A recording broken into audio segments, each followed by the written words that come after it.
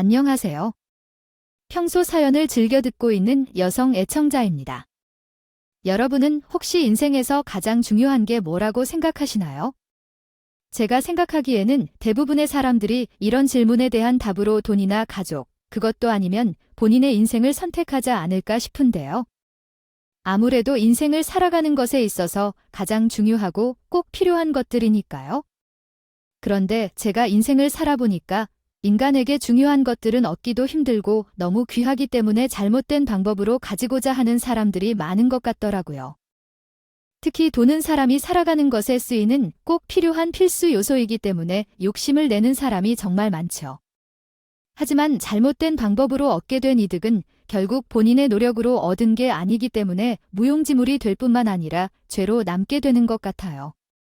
어떤 사람들은 본인이 그럴 수밖에 없었던 사정이 있다며 변명을 늘어놓기도 하지만 이 세상에 핑계 없는 무덤은 없죠.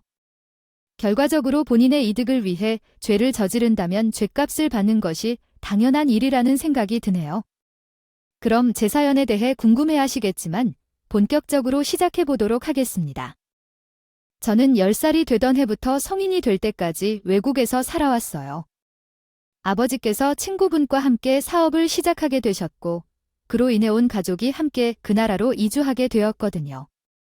사실 아버지와 아버지의 친구분께서는 한국에서도 사업을 하셨는데 생각보다 일이 잘 풀리지 않았어요. 그래서 한국에서는 처참하게 사업이 망할 수밖에 없었죠. 그러다 보니 저희 가족들은 벌레가 나오는 반자방에서 살 수밖에 없었어요.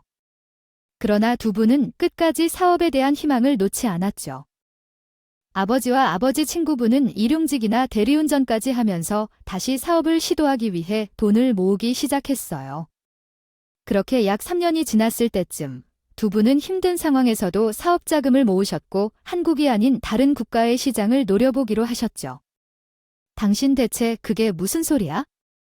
지금 애들까지 때리고 무작정 해외에 가서 살겠다는 거예요.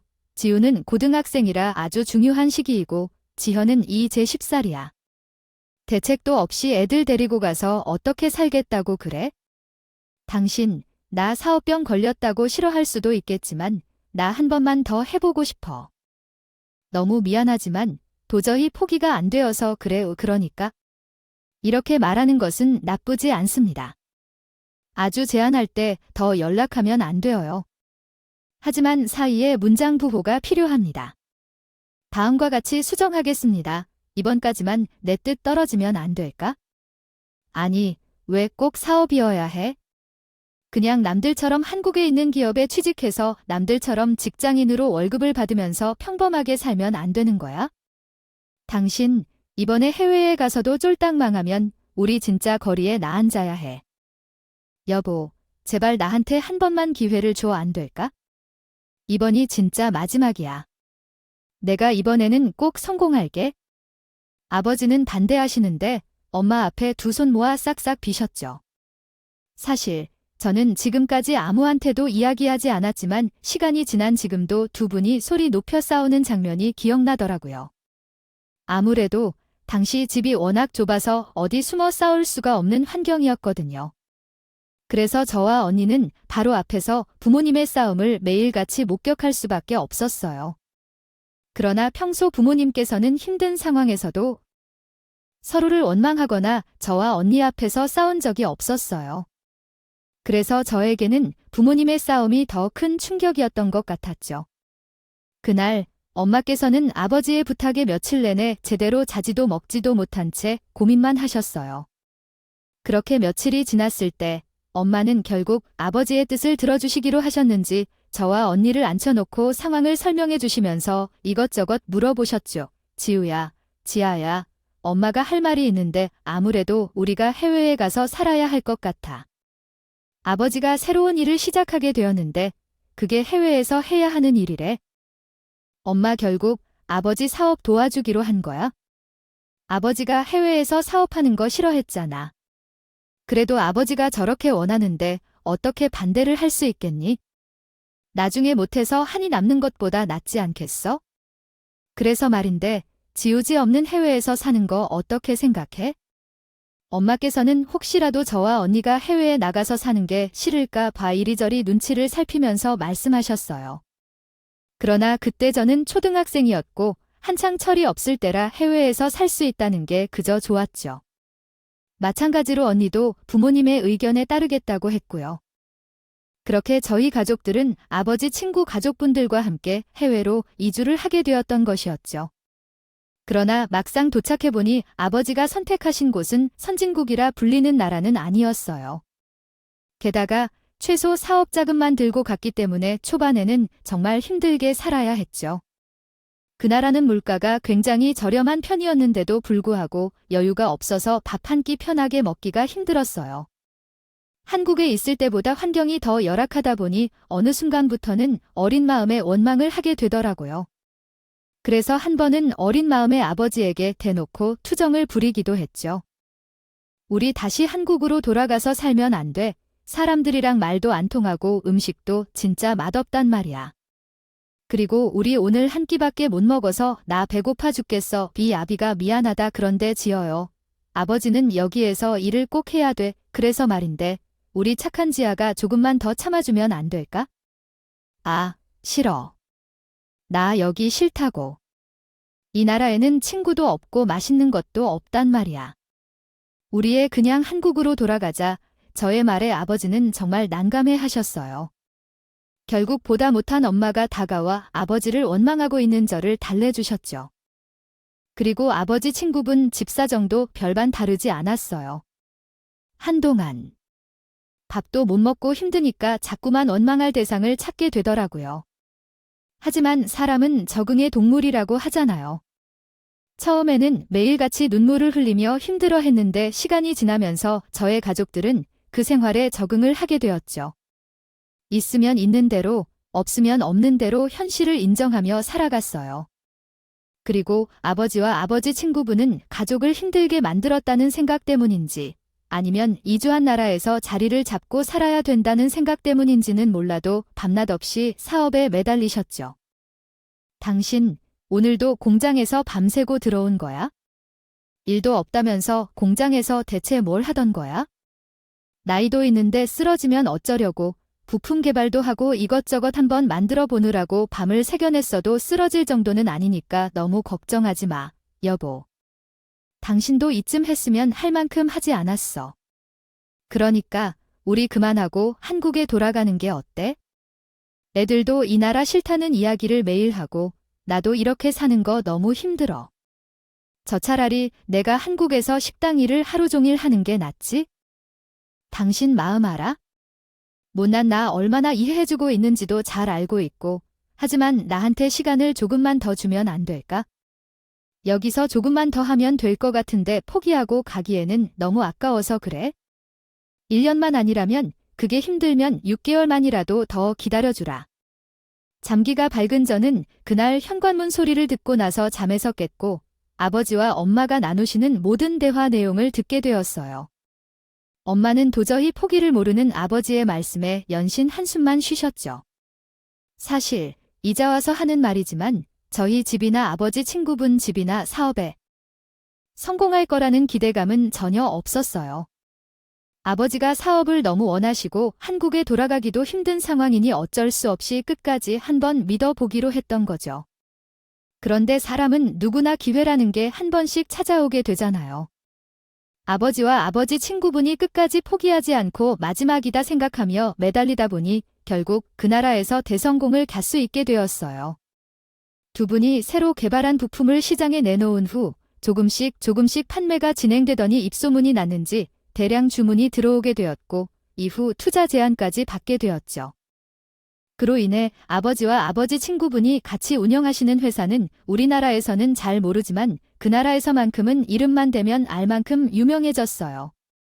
쉽게 이야기해서 우리나라의 유명 중소기업 정도라고 할 수 있죠. 덕분에 아버지의 회사는 그 나라 방송에서도 제1을 받아 출연을 하게 되었고 투자를 받게 되면서 공장도 자연스럽게 커지게 되었어요.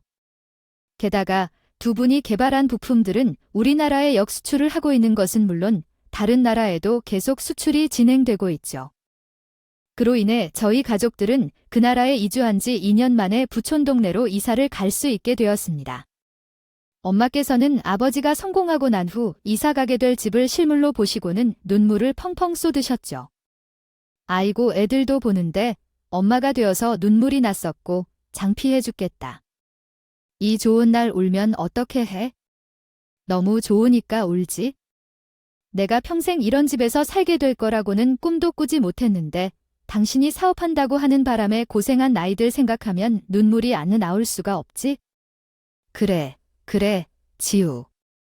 엄마, 그동안 못난 남편 때문에 고생 많았어. 이제 나도 성공했으니까 앞으로는 맛있는 것도 마음껏 먹고 돈도 펑펑 쓰면서 살아. 당신이 원하면 뭐든지 다 해줄 테니까 앞으로는 다 누리면서 살아. 당신, 그 약속 절대 잊으면 안 된다. 나 진짜 앞으로 돈 펑펑 쓰면서 살 거야. 그리고 우리 지우랑 씨야, 원하는 것도 다 시켜줄 거야. 엄마의 말씀에 저희 가족들은 서로 얼싸안고 펑펑 울었던 것 같아요. 언니는 너무 좋아. 저절로 눈물이 난다는 엄마의 말씀을 듣고 나서 안쓰럽기도 하고 행복하기도 했다더군요. 그날 이후 저와 언니는 부촌에 살며 그 나라에서 가장 좋은 학교를 다니고 좋은 것들을 먹으면서 살았죠. 심지어 집에 가정부가 있었고 저는 개인 과외를 받으면서 대입 준비를 할 수 있었어요. 몰랐으면 모를까 가난하게 얻고 난 후 경제적으로 여유로워지게 되니 하루하루가 정말 행복하고 소중하더라고요. 그렇게 시간이 흘렀고 저보다 7살만 언니는 부모님에게 한국에 들어가고 싶다는 이야기를 꺼냈어요. 엄마, 아버지, 저 한국에 들어가서 일을 하면서 살고 싶어요. 그래서 말인데 저 한국에 보내주시면 안 될까요? 아, 얘가 지금 무슨 소리를 하는 거야, 지우야? 부모, 형제 다 이 나라에 있는데 혼자 가서 뭘 어떻게 살겠다고 그래? 그냥 가족들이랑 여기서 살면 안 될까? 아니, 엄마, 너 혼자 보내면 불안해서 잘못 지낼 것 같아. 그래, 지우야, 그냥 여기서 가족들이랑 잘 지내자. 이미 이 나라의 자리를 잡아서 엄마, 아버지가 따라갈 수도 없잖니. 아버지가 뭐든지 지원해 줄 테니까 이 나라에서 공부를 하든지 일을 하든지 해라. 응, 왜들 그러세요? 저 어린애 아니잖아요. 혼자 한국에 가서도 잘 살 수 있으니까 걱정하지 마세요. 가서 연락도 자주 드리고 종종 놀러 올게요. 언니는 결국 가족들의 만류에도 불구하고 본인 의지에 따라 한국에 먼저 들어와서 자리를 잡고 살았어요. 그리고 시간이 더 지나 저도 성인이 된 후 한국에 들어오게 되었죠. 한국에 위치한 유명 대학교에 지원을 해서 너무 감사하게도 합격이 되었어요. 부모님께서는 저까지 한국에 들어간다 하니 많이 서운해 하셨지만 그래도 언니가 자리를 잡고 있는 상황이라 그런지 반대 없이 보내주셨어요. 대신 언니 집에서 살면서 대학교에 다니라는 조건이 있었죠. 애초에 저는 언니와 사이가 좋은 편이었기 때문에 큰 문제 없이 함께 살 수 있었어요. 그렇게 4년이라는 시간이 더 흐르게 되었고 저는 대학교를 무사히 졸업할 수 있게 되었죠. 그리고 저는 드디어 독립할 생각을 하고 있었어요.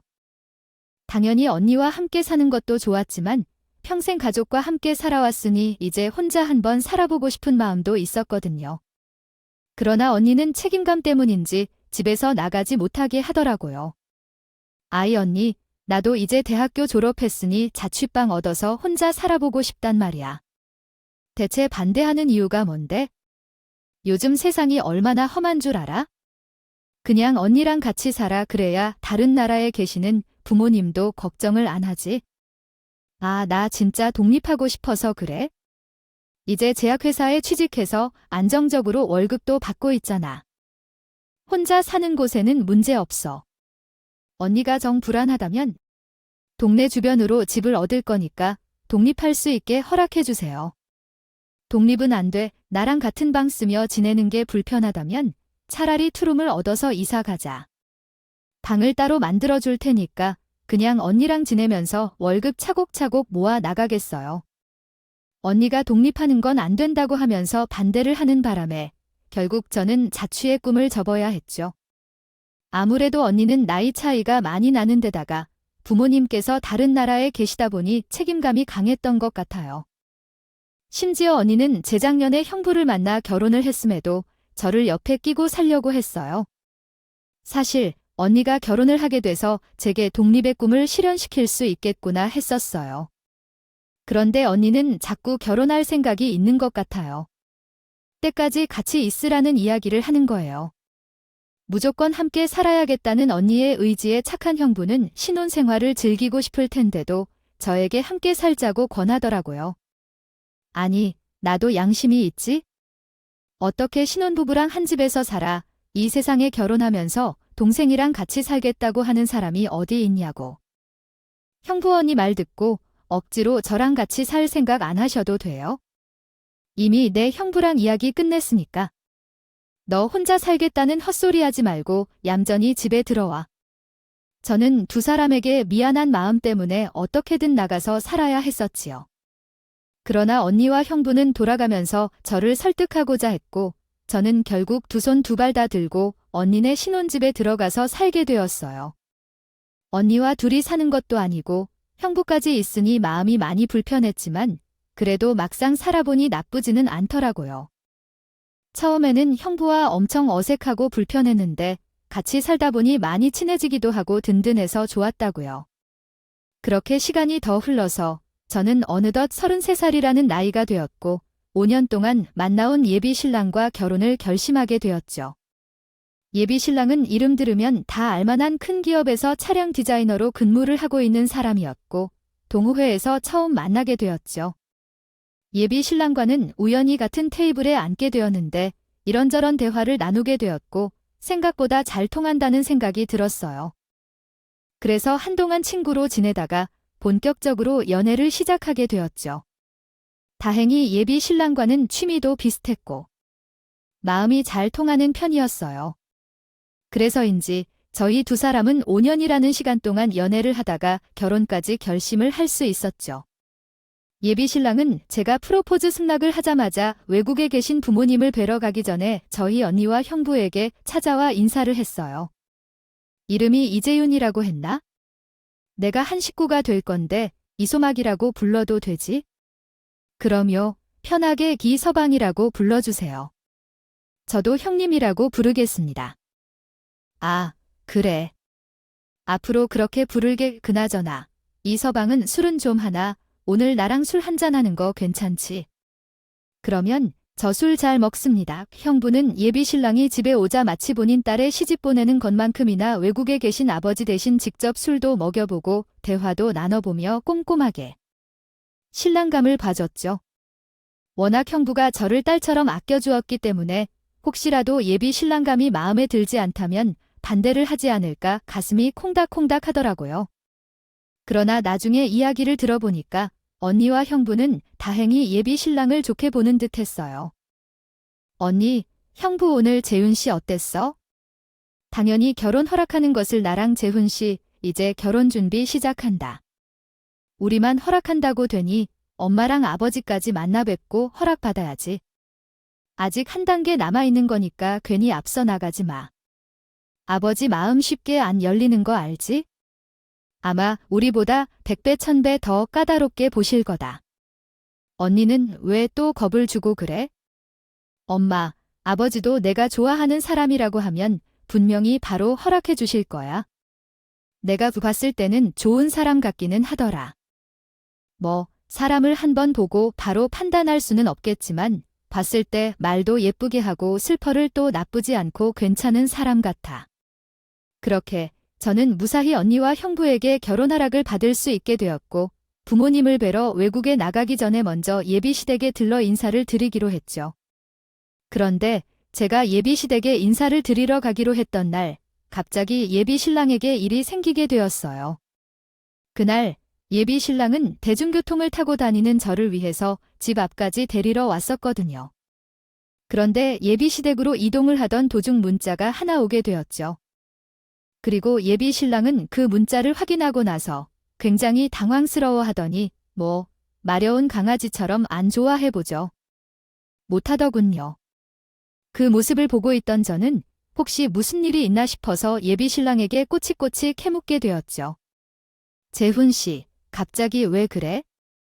대체 무슨 문자가 왔길래 얼굴이 샤워해져서 안절부절 못하는 거야? 혹시 무슨 일이라도 생긴 거야? 아이, 그게 회사 선배한테 온 문자인데 아무래도 나 때문에 화가 많이 나신 것 같아. 그게 무슨 말이야, 재훈 씨? 혹시 회사에서 큰 사고라도 친 거야? 그게 아니면 회사 선배한테 무슨 실수라도 했어? 그게 아니라 내가 어제 저녁까지 회사에 넘기기로 한 자료가 있었는데 아이, 깜빡하고 안 보냈거든. 그래서 말이야, 지아야, 아무래도 나 회사에 좀 다녀와야 할 것 같아. 정말 미안해. 그래, 어쩔 수 없지 뭐. 인사보다는 회사 일이 중요하니까 얼른 다녀와. 나는 시댁에 먼저 가서 어머니께 인사드리고 있을게. 혼자 어머니한테 인사드리러 가겠다고. 아이, 그러지 말고 내가 지하철역에 데려다 줄 테니까 오늘은 집에 가고 다음에 날짜 다시 잡자. 어머니께는 내가 잘 말씀드려 놓을게. 아니야, 어머니, 예비 며느리 인사한다고 이것저것 만들고 계신다면 그리고 거의 다 왔는데 그냥 돌아가는 건 아닌 것 같아. 나 혼자 인사드릴 수 있으니까 재은 씨는 걱정하지 말고. 얼른 회사 다녀와. 예비 신랑은 혼자 예비 시댁에 방문하겠다는 제가 걱정이 되었는지 어떻게든 말리려고 했죠. 본인도 없는데 혼자 가서 뻘쭘하게 앉아 있는 것보다 차라리 날짜를 다시 잡는 게 낫지 않겠냐면서요. 하지만 저는 이대로 돌아가면 이것저것 준비를 많이 하신 시어머니께서 실망을 하실 수도 있다며 그냥 인사를 드리겠다고 고집을 부렸어요.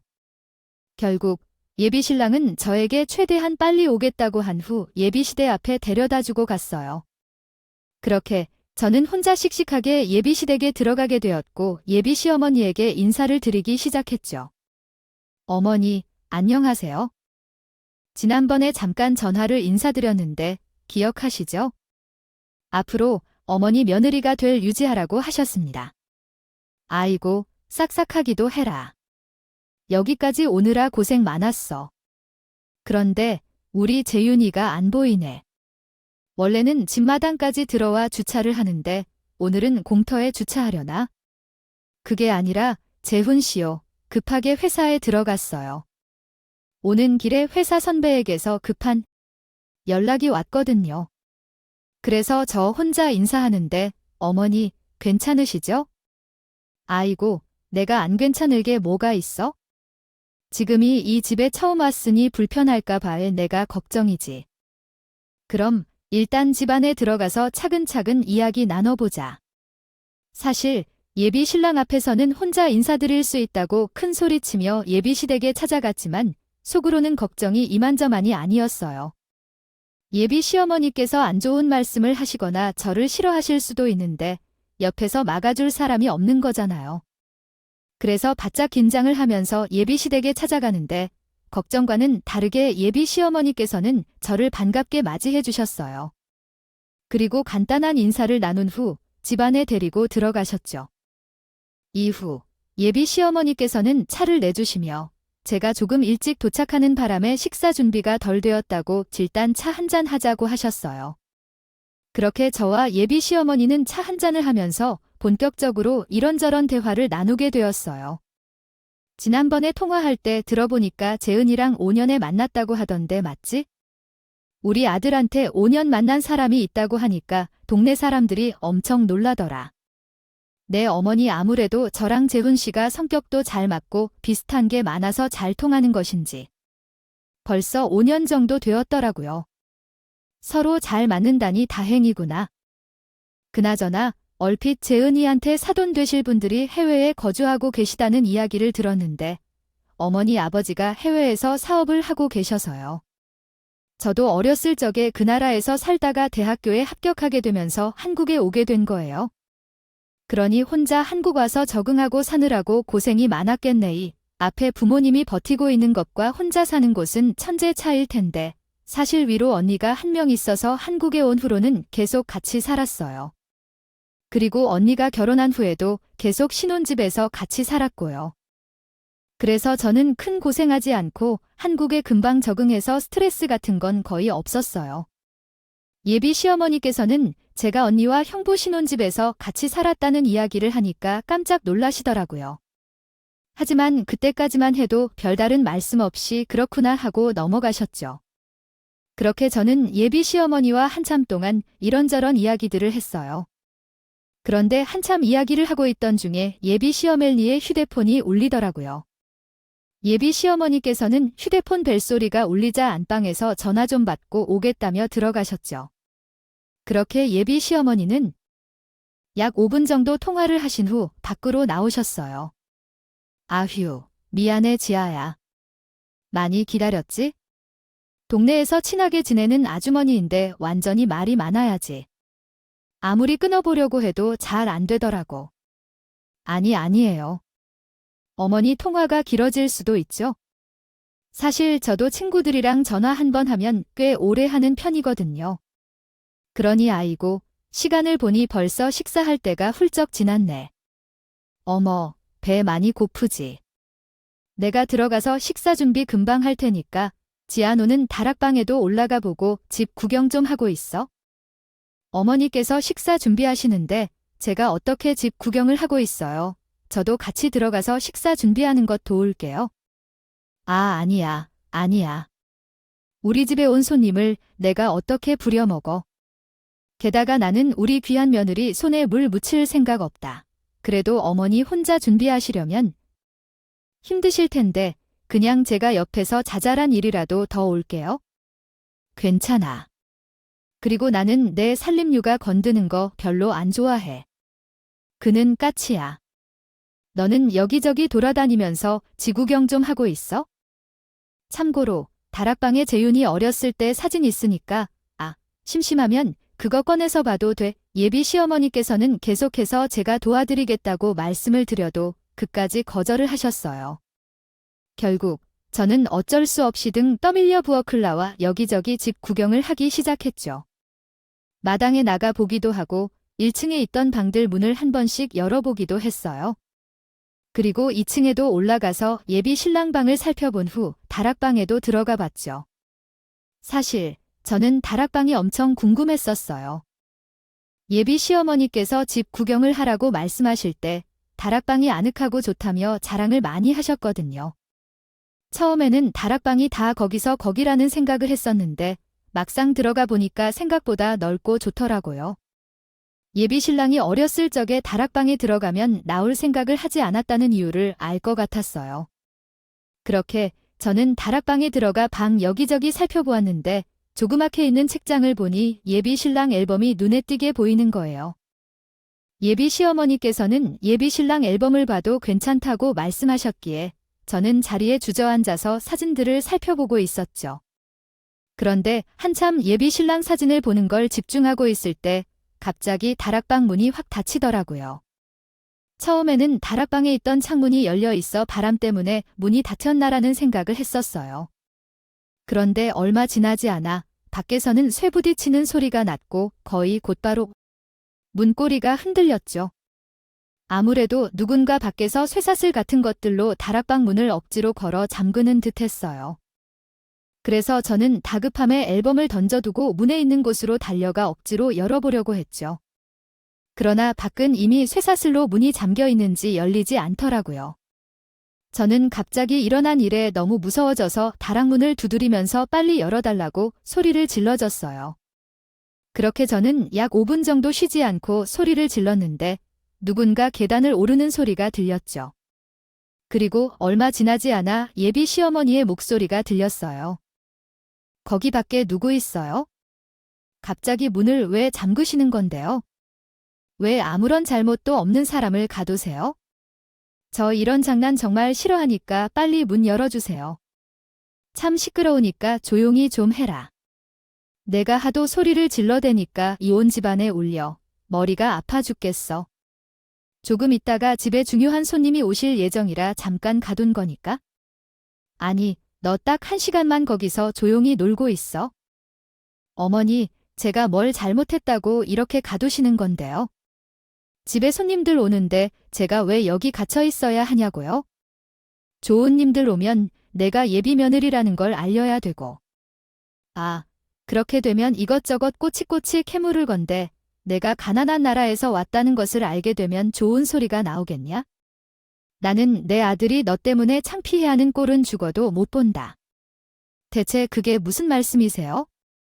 집에 손님들이 오셔서 신경 쓰이는 거면 그냥 저한테 가라고 하시면 되잖아요. 이 문만 열어주시면 제가 그냥 조용히 집에 돌아갈 테니까. 제발 문 좀 열어주세요. 곧 있으면 재은이 집에 들어올 텐데. 너 밥도 안 먹이고 보냈다고 하면 내 아들이 참 좋아하겠다. 그 방에 딱 1시간만 있으면 된다고. 얌전히 기다리고 있으면 1시간 후에 열어줄 테니까 조용히 있어. 대신 소리 조금이라도 내면 평생 안 열어줄 테니까 그렇게 알아라. 예비 시어머니는 저의 애절한 부탁을 싹 무시한 채 그냥 내려가 버렸죠. 결국 저는 아무 소득도 없이 다락방에 갇혀 있어야 했어요. 처음에는 신고라도 해보려고 급히 주머니를 뒤적거려 핸드폰을 찾아보았지만 없었죠. 곰곰이 생각을 해보니까 제가 예비시댁에 들어오면서 휴대폰을 가방에 넣어놓고 꺼내지 않았더라고요. 당시 제 가방은 1층에 놓아둔 상황이라 어디 연락해서 도움을 요청할 수 있는 방법이 전혀 없었어요. 그렇게 저는 아무것도 하지 못한 채로 약 10분 정도 다락방 구석에 쭈그려 앉아 있을 수밖에 없었죠. 그런데 그때 누군가 밖에서 전화 통화를 하는 듯한 소리가 들리는 거예요. 그래서 저는 혹시나 저를 도와줄 수 있는 사람인가 싶어 문이 있는 쪽으로 다가가 귀를 대고 소리를 들어보았어요. 집안이 조용해서 그런가 문에 귀를 대고 들어보니 조금씩 소리가 들리기 시작했어요.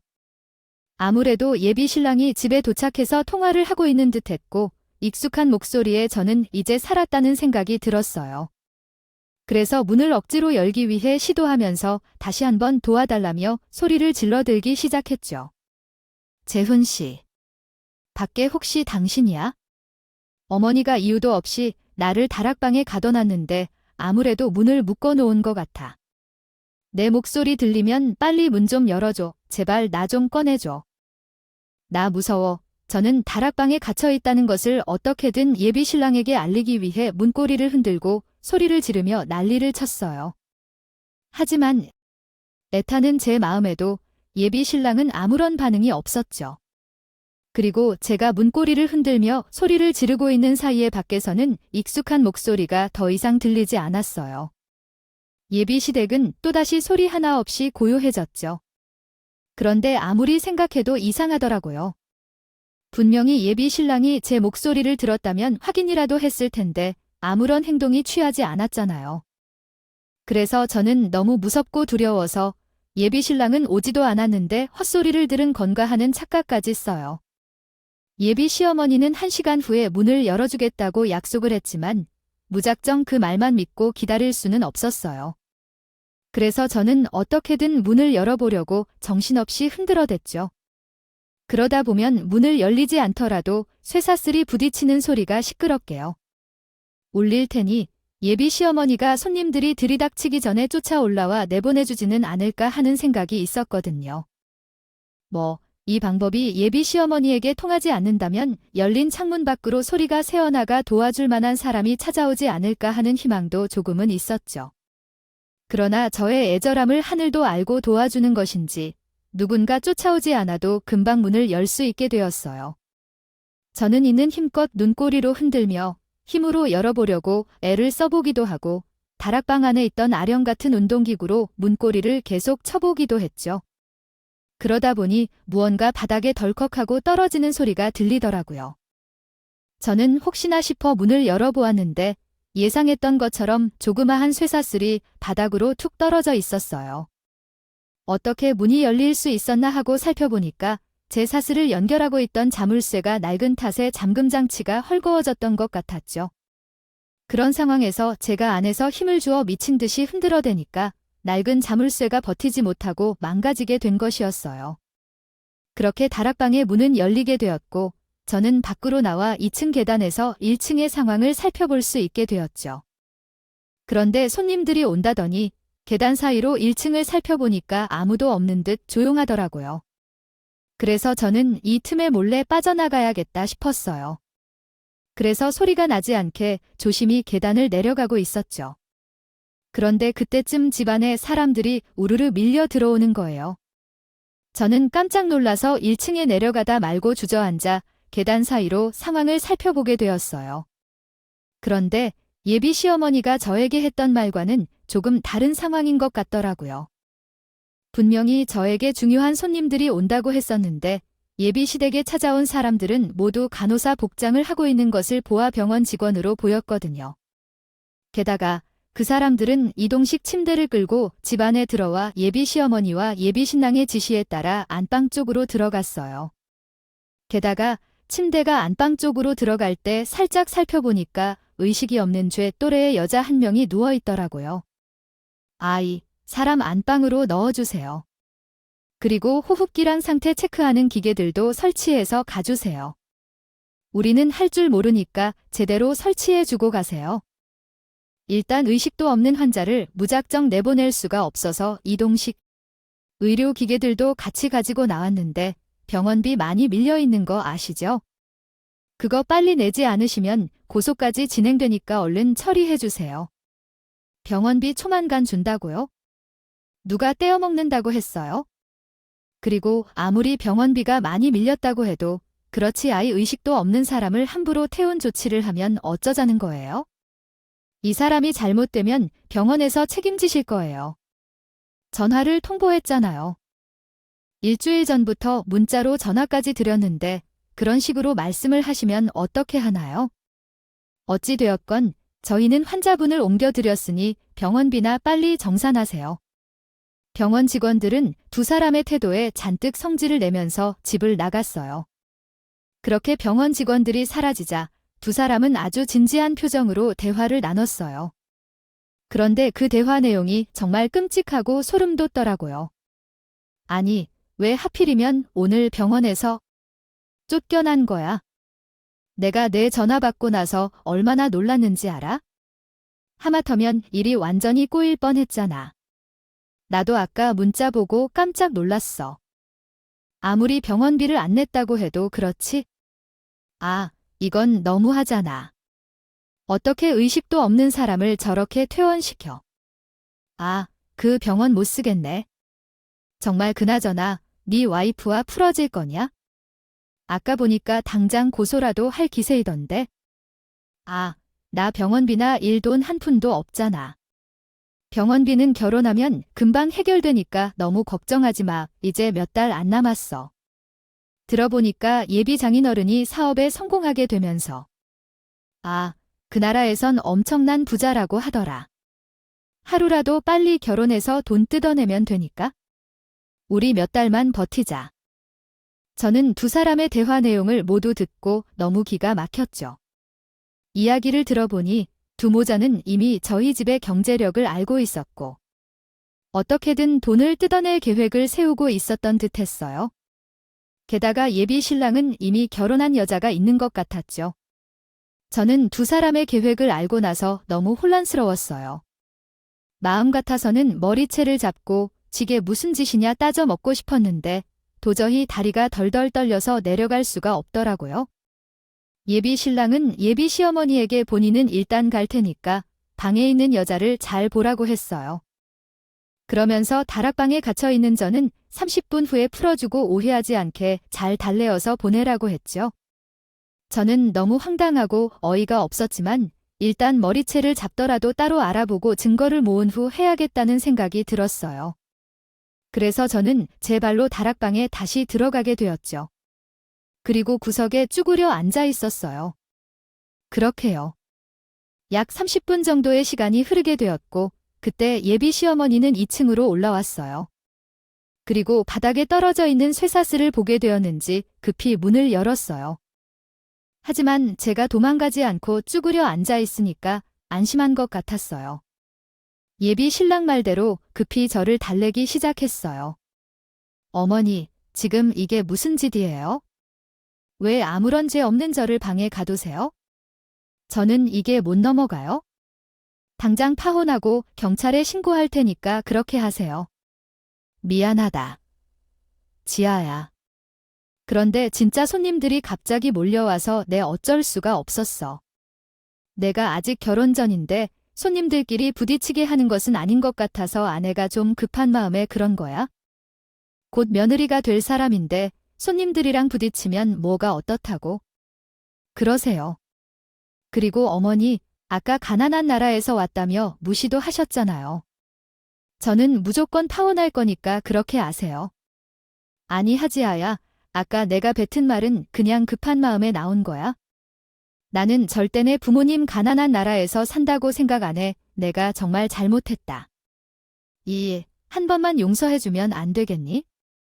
예비 시어머니는 두 손 모아 싹싹 빌면서 예비 신랑이 이 일을 알게 되면 나중에 본인의 입장이 매우 곤란해진다고 하면서 비밀로 해달라는 부탁까지 했죠. 저는 너무 어이가 없고 속에서는 열불이 났지만 일단은 받아주는 척을 하면서 예비 시댁을 나오게 되었어요. 저는 이 일을 어떻게 따로 알아봐야 하나 고민이 참 많았고 막막했죠. 게다가 당시 예비 신랑과 부모님께 인사를 드리러 가기로 한 날이 일주일 정도밖에 남지 않은 상황이어서 하루라도 빨리 증거물을 잡아야 했어요. 그런데 예비 신랑이 와이프라고 부르는 그 사람은 의식 없이 누워있는 상태이니 뒤쫓아 다닐 수도 없고 참 난감하더라고요. 결국 저는 이런 일을 뒤에서 알아봐주는 업체의 도움을 받기로 했죠. 다행인지 불행인지 친구 중 한 명이 바람난 남편 뒤를 알아볼 때 이용한 업체가 있다고 해서 따로 소개를 받을 수 있었어요. 그리고 곧장 연락을 해서 의뢰를 하게 되었고요. 그렇게 의뢰를 하고 약 이틀이라는 시간이 흐르게 되었고 저는 업체에서 연락을 받을 수 있었어요. 안녕하세요. 지난번에 의뢰하신 내용 알아보았는데 말씀하신 대로 이재훈 씨는 결혼한 사람이 왔습니다. 게다가 알아보니 유치원 다니고 있는 아들도 한 명 있더라고요. 정말로 그 사람이 유부남이라는 말이에요. 심지어 아들도 있다고요? 그럼 그 여자는 왜 의식불명이 된 거죠? 이재훈 씨의 아내는 식구들끼리 놀러가서 물놀이를 하다가 사고를 당한 것 같아요. 알아보니 높은 곳에서 다이빙을 하다가 머리 쪽을 다친 것 같더라고요. 2년이 넘도록 병원에 누워 있었고 병원비가 6개월 이상 미납이 되어 강제 퇴원을 당한 것 같네요. 안 그래도 지난번에 사람들이 와서 하는 이야기를 들어보니까 병원비가 많이 밀린 것 같긴 하더라고요. 관련 증거물이 있으시면 저한테 좀 넘겨주세요. 증거물은 당연히 드려야겠죠. 아니, 그런데 문제는 제가 알아보니까 이재훈 씨는 대기업 차량 디자이너가 아니더라고요. 그냥 차량 정비사로 있고, 그것도 아르바이트 개념으로 일어나는 것 같아요. 그래서 병원비를 부담할 돈이 없었던 듯 싶고요. 저는 업체 사장님의 이야기를 듣고 어이가 없어서 헛웃음이 계속 나왔어요. 어쩐지 연애를 할 때부터 이런저런 핑계를 대며 조금씩 돈을 빌려가더니 그 이유가 다 있었더라고요. 업체에서는 저에게 모든 자료들을 넘겨주었고 저는 곧장 그 자료들을 들고 예비시댁에 찾아가 두 사람 앞에서 아주 난리를 치게 되었죠. 결국 두 사람은 제 앞에 무릎을 꿇고 모든 것을 털어놓으며 잘못했다, 미안해요 라고 말했어요. 예비 신랑 말을 들어보니 우연히 동호회에 참석했다가 회원 중 한 명에게 저희 집이 해외에서 부자라는 이야기를 건너듣게 된 모양이었죠. 그래서 예비 신랑은 일부러 저에게 접근을 해왔다고 했어요. 상황을 보니 저를 만나면서의 당시 예비 신랑은 동호회 참석 첫날이었고 그래서 동호회 사람들은 모두 예비 신랑이 유부남인지 전혀 몰랐던 것 같았죠. 저 또한 다들 예비 신랑을 미혼으로 받아들이니 그런가 보다 했고요. 예비 신랑은 동호회 참석할 때까지만 해도 그냥 별 생각 없이 바람을 피우며 돈을 몇 푼 뜯어내고 말 생각이었다고 했어요. 그런데 어쩌다 보니 저랑 만나던 와중에 그 여자가 그런 사고를 당하게 되었다고 했죠. 그래서 병원비 때문에 저를 계속 만날 수밖에 없었다는 핑계를 댔어요.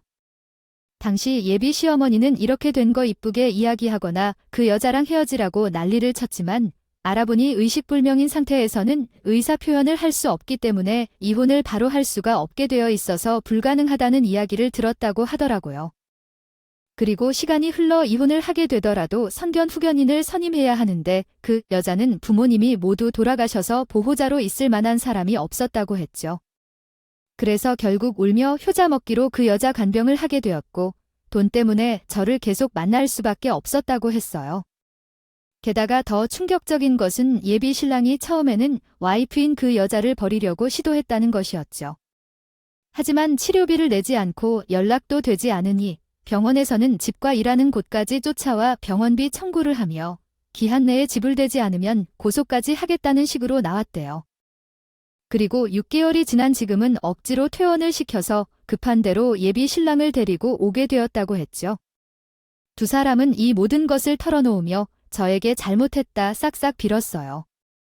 지아야, 내가 정말 죽을 죄를 지었어. 내가 돈이 급하다 보니까 애타는 마음에 지런 짓을 했어. 한 번만 용서해주라 그래? 지하야, 우리도 어쩔 수 없는 사정이 있었잖니. 제발, 우리 두 사람 불쌍하게 여기서 한 번만 용서해주면 안 될까? 용서 같은 소리 하고 있네? 저는 이 일 그냥 못 넘어갑니다. 고소할 거고 위자료까지 싹 다 뜯어낼 테니까 각오하세요. 저는 당연히 그들을 용서할 수가 없었고 언니와 형부에게도 이 모든 것을 다 털어놓았죠. 그리고 예비 신랑을 고소하겠어요. 부모님도 나중에 이 일을 알고 나서 노발될 발을 하시며 당장 한국에 들어와 머리채를 잡겠다 난리를 치셨지만 언니와 형부가 이미 고소 절차 진행 중이니 걱정 말라며 안심을 시켜드렸죠. 그래도 다행히 저는 예비 신랑에게 빌려줬던 돈에 대한 내역이 대부분 남아있었고 그걸 이용해서 결혼으로 고소를 할 수 있었어요. 덕분에 저는 위자료를 받게 된 것은 물론이고 파혼도 하게 되었죠. 두 사람은 한 번도 저를 찾아와 돈이 한 푼도 없다면서 싹싹 빌었지만 저는 끝까지 그들을 무시했어요. 그리고 10원 한 장 빼놓지 않고 모두 받아냈죠. 솔직히 아직 분이 완전히 풀리지 않아 마음 같아서는 더 뜯어내고 싶지만 그래도 저를 속인 그들에게 제대로 한 번 먹여준 것 같아 속이 시원하네요. 친하게 지낸 동호회 회원 한 명에게 소식을 들어보니까 두 사람은 끝까지 병원비를 지불하지 못해 이전 예비 신랑 명의로 되어 있던 그의 어머니 집까지 경매로 넘기게 되었다고 하더라고요. 덕분에 지금은 좁은 집에서 힘들게 살고 있다고 하네요. 이번 일을 겪어보니 남의 눈에 눈물 내면 제 눈에는 피눈물 난다는 말 하나도 틀린 게 없는 것 같습니다. 그들이 앞으로도 힘들게 살며 본인들이 무슨 짓을 한 것인지 뼈저리게 느꼈으면 좋겠네요. 저도 이번 사연을 끝으로 이 일은 잊고 새 출발을 해보려고 합니다. 안 좋은 일 계속 생각해봤자 기분도 좋지 않고 득이 될 게 없잖아요. 그래서 저는 크게 액땜했다 치고 앞으로 더 좋은 인연이 나타나겠지 하며 살아가려고 합니다. 지금까지 제 사용 들어주셔서 너무 감사하고 모두들 앞으로 다가오는 6월 달에도 즐거운 일들만 가득하시길 바랄게요. 감사합니다.